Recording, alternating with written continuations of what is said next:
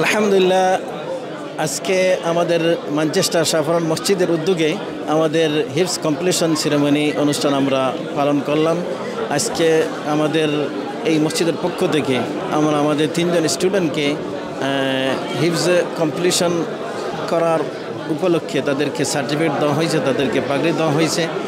তাদের এই বাবাদেরকেও আমরা পাগড়ি দিয়েছি এবং মাদেরকে আমরা স্কার্ফ দিয়েছি, যেন তারা উৎসাহিত হয় এবং আমাদের কমিউনিটির আরও যারা প্যারেন্টস তারা উৎসাহিত হয় এবং সন্তানদেরকে ইনশাআল্লাহ হাফিজ বানায়। আলহামদুলিল্লাহ, লাস্ট 15 ইয়ার্স আমাদের এই সাফারন মসজিদের পক্ষ থেকে আমরা হিফজের এই টিচিং দিতেছি, হিফজ ক্লাস চলতেছে।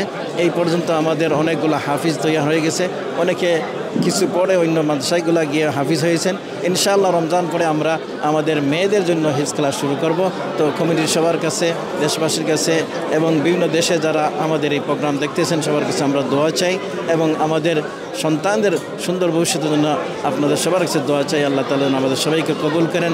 জাযাকুমুল্লাহ খাইরান, আহসানুল জাযা।